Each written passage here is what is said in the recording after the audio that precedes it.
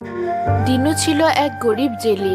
নদী থেকে মাছ ধরে তার কোনো রকম সংসার চলতো। একদিন দিনুর খুব জ্বর হলো।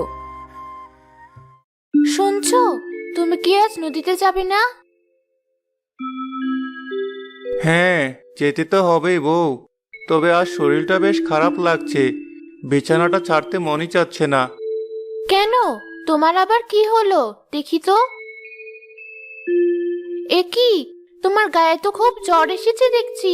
তুমি বরং আজ বিশ্রাম নাও, তোমাকে যেতে হবে না নদীতে। এ কথা বললে কি হয় বউ? একদিন মাছ না মারলে যে আমাদের ঘরে কোনো খাবার জোটে না, সে কথা কি তুমি জানো না? সে না জুটলে না জুটুক, একদিন না হয় না খেয়ে থাকবো। শোনো, তোমাকে একটা বুদ্ধি দিই। আমাদের তো ছোট একটা পুকুর আছে, তুমি না হয় পুকুরটা পরিষ্কার করে সেখানে কিছু মাছ ছাড়ো। এ কথা তো আগে কখনো মাথায় আসেনি বউ। তুমি ঠিক কথাই বলেছ। আমি কালই পুকুরটা পরিষ্কার করে সেখানে কিছু মাছ ছাড়বো। দিনু পরের দিন বাজারে গেল কিছু মাছের পোনা কেনার জন্য। আরে ভাই, তোমার দোকানের মাছগুলো তো দেখছি আজ বেশ সুন্দর। তাই পোনা মাছ কত করে বিক্রি করছো? মাত্র 200 টাকা কেজি। নিয়ে যাও ভাই, না হলে ফিরে এসে আর পাবে না। চারা মাছের খুব চাহিদা বাজারে। দাম একটু কম রাখা যাবে নাকি? না ভাই, এমনিতে সব জিনিসের দাম খুব বেশি বাজারে। শুধু আমাদের মাছ ব্যবসায়ীদের বেহাল অবস্থা। নিতে হলে নাও, না হলে অন্য কোথাও দেখো। না না ভাই, আমাকে 5 কেজি চারা মাছ দাও। আজ পুকুরটা পরিষ্কার করেছি, মাছগুলো সেখানে নিয়ে গিয়ে ছাড়বো। খুব ভালো হবে, খুব ভালো হবে। এদের একটু পরিচর্যা বেশি করে করো, দেখবে খুব তাড়াতাড়ি বড় হয়ে গেছে।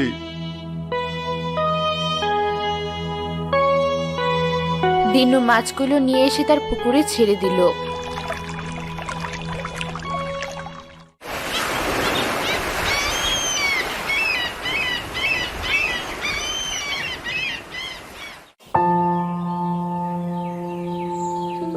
বউ, আমার জালটা একটু দাও, একটু নদীর দিকে যাই। শরীরটা তো খারাপ, আজ না গেলে কি হতো না? না বউ, এমনিতে কাল অনেক টাকার মাছ পুকুরে দিয়েছি, আজ আর নদীতে না গেলে হবে না। দাও দেখি, জালটা এনে দাও।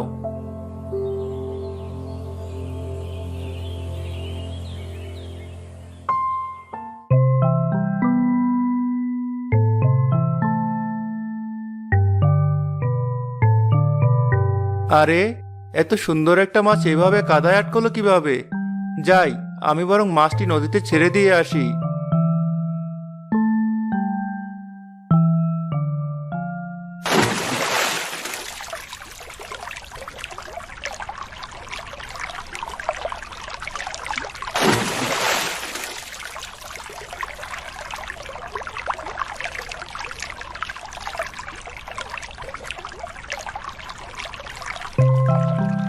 ছেলে ভাই, ও ছেলে ভাই, আমার কথা শুনতে পাচ্ছ?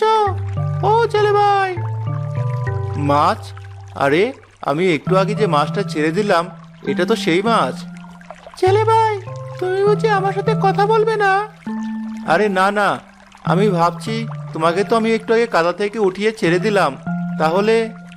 হ্যাঁ, কিন্তু আমিও তো সেটাই ভাবছি।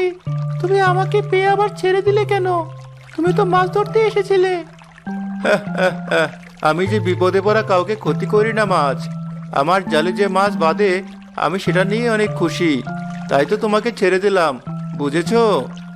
তোমার সততায় আমি মুগ্ধ হলাম জেলে ভাই। তুমি খুব ভালো।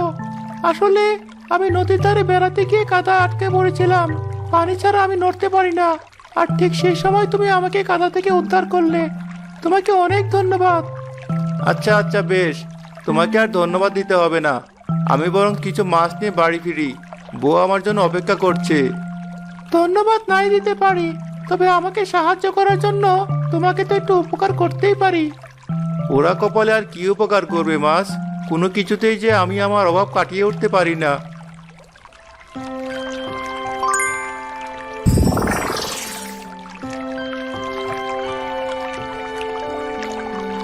এটা নীল মাছ, তবে এর অনেক শক্তি।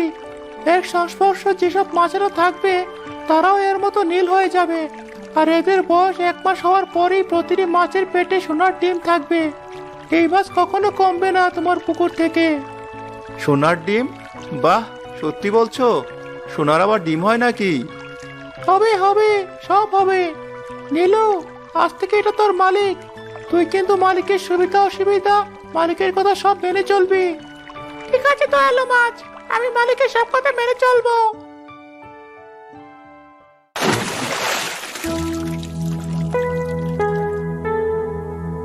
মাছটি কি একা একা রাখবো নাকি পুকুরে ছেড়ে দিব? যাই, বরং পুকুরে ছেড়েই দেই।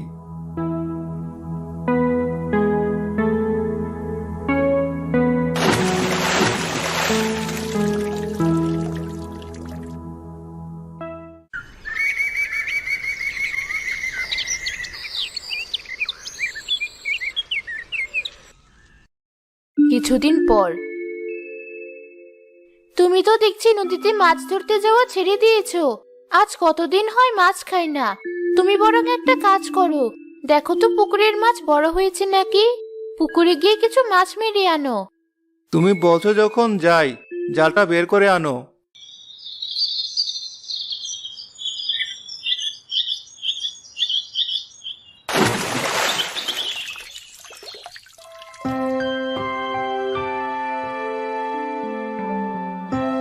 এ কি, সব মাছ নীল হয়ে গেছে? ও, মায়াবী মাছ তো আমাকে বলেছিল যে নীল মাছের সংস্পর্শে যে মাছ থাকবে সব নীল হয়ে যাবে। ইস, আমি ভুলে গেলাম কি করে। বলে গেছে তো কি হয়েছে মালিক? মাছ মেরে তো আর খেয়ে ফেলুনি। আর কিছুদিন পরেই মাছেদের বয়স 1 মাস পূর্ণ হবে। তুমি তখন এসে মাছ মেরে খেও, আর মাছের পেট থেকে সোনার ডিম বের করে নিও। আচ্ছা আচ্ছা, ঠিক আছে নীল মাছ, আমার আর ভুল হবে না। আমি বরং বাড়ি ফিরে যাই। কি হলো, মাছ না নিয়ে যে বাড়ি ফিরে এলে? পুকুরে কি মাছ নেই? আছে গিন্নি, আছে, তবে এখন মাছ মারা যাবে না, বুঝলে? সে কি কথা? কেন, মাছে আবার কি হয়েছে?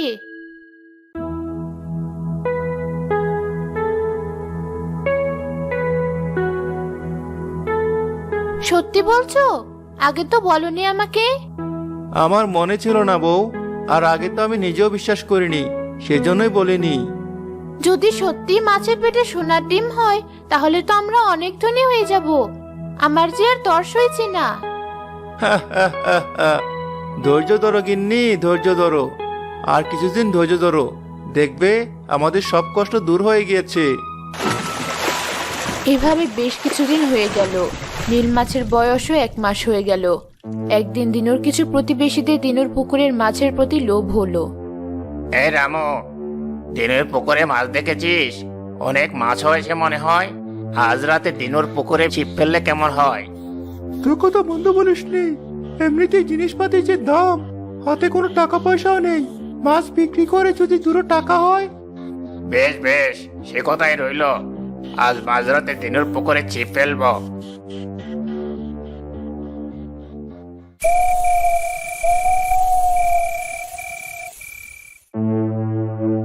সেই রাতে রাকেশ ও রামু গেল দিনুর পুকুরে মাছ চুরি করতে। একবার ছিপ ফেলার সাথে সাথে কিছু মাছ গেল নীল মাছের কাছে।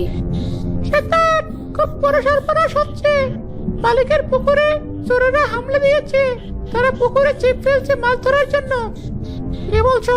তাড়াতাড়ি সব মাছকে সতর্ক করে দাও, কেউ যেন পুকুরের ধারে না যায়। আমি দেখছি ওদেরকে কি করা যায়। সাবধান সাবধান, কেউ পুকুরের ধারে যেও না। চোরেরা আমাদের ধরার জন্য ছিপ ফেলেছে। এদিকে অনেক সময় ধরে ছিপ ফেলার পরেও কোনো মাছ উঠছিল না। দেখ, এই পুকুরে কোনো মাছ নেই নাকি? এখন পর্যন্ত একটা মাছও ছিপে উঠলো না। রাকেশ, মনে হচ্ছে পুকুরের মাঝে ছিপটা ফেলতে হবে। আর একবার ছিপটা ফেলে দেখো, যদি এবার মাছ না ওঠে তবে পানিতে নেমে ছিপ ফেলবো। রাকেশ এবার ছিপ ফেলার সাথে সাথেই সে নীল মাছটি তাদের ছিপে বাঁধলো। কাজ হয়েছে, কাজ হয়েছে। এবার ছিপে একটা মাছ বেঁধেছে। দেখ রামু, মাছটা দেখতে কত সুন্দর। নীল মাছ, এটা তো সমুদ্রের মাছ। এই মাছের যে অনেক দাম। মাছটা ওই বালতির ভিতর রেখে দে, তাহলে কিন্তু আবার পানিতে পড়ে যাবে। পড়বে না, পড়বে না। এমন আর কটা মাছ যদি ধরতে পারি তাহলে আজ আমাদের কপাল খুলে যাবে। রাকেশ মাছটা ছিপ থেকে ছাড়াতে গেলেই মাছটা তার হাতে কাটা মেরে পানিতে লাফিয়ে পড়লো। ওরে বাবারে, মরে গেলাম। কি বজ্জাত মাছ রে বাবা, হাতে কাটা ফুটিয়ে দিল। আহ, কি যে যন্ত্রণা করছে। চল বন্ধু, আজ আর মাছ ধরতে হবে না, কাল না হয় আবার আসবো।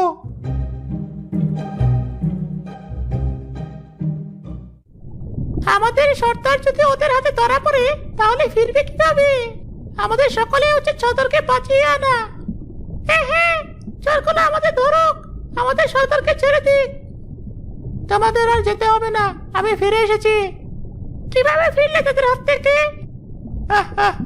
এ তো অনেক কাহিনী।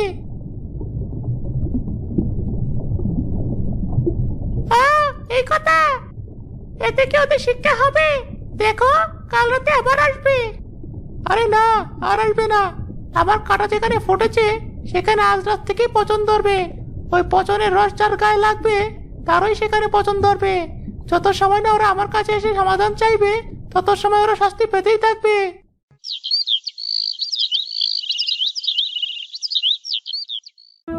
এক মাস তো হয়ে গেল, পুকুর থেকে মাছ মেরে দেখো সত্যি ওদের পেটে সোনার ডিম আছে নাকি। হ্যাঁ বউ, আজ যাবো ভাবছি, আমি এখনই যাচ্ছি।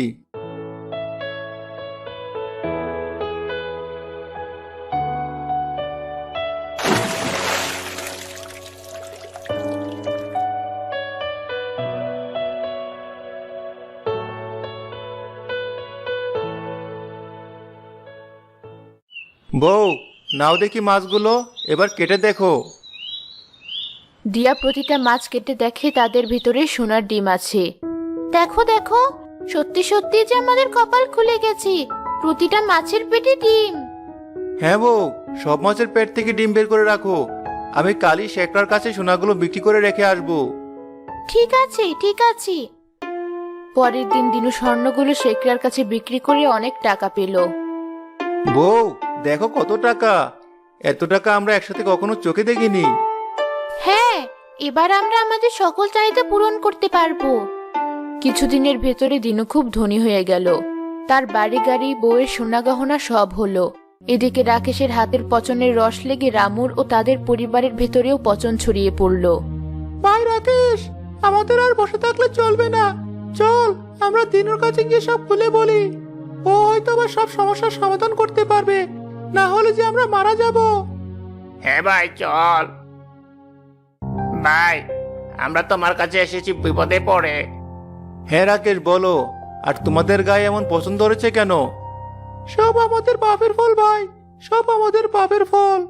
তোমার পুকুরে মাছ চুরি করতে গিয়ে একটা নীল মাছ রাকেশকে কাটা মেরেছিল, আর সেখান থেকে এখানে পছন্দ ধরেছে। আমাদের ক্ষমা করে দাও ভাই, আমরা ভুল করে ফেলেছি। না না ভাই, তোমাদের ক্ষমা চাইতে হবে না। তোমরা চুরি না করে তো আমাকে বলতে পারতে, আমি তোমাদের সাহায্য করতাম। চলো আমার সাথে। দিনু তাদের দুজনকে সাথে করে পুকুরে নিয়ে গেল। নীল মাছ, তুমি কি আমার কথা শুনতে পাচ্ছ? উপরে এসো দয়া করে। হ্যাঁ মালিক, বলো, তোমার কি সাহায্য করতে পারি? এই দুজন তো ভুল করে ফেলেছে, এদের গায়ে পচন ধরেছে। দয়া করে বলো, কি করলে এরা এই পচন থেকে মুক্তি পাবে? তাহলে শেষে স্বীকার করলো তোমার কাছে? আমার মালিকের পুকুরে যে আসবে চুরি করতে, তার অবস্থা আমি এমনই করব। ক্ষমা করো আমাদের, আমাদের খুব শিক্ষা হয়েছে, আমরা আর কখনো চুরি করব না। এই পুকুরে নেমে 3টা ডুব দাও, তোমাদের গায়ের পচন সেরে যাবে। তারা দুজন পানিতে নেমে ডুব দেওয়ার সাথে সাথেই তাদের গায়ের সব পচন মিলিয়ে যায়।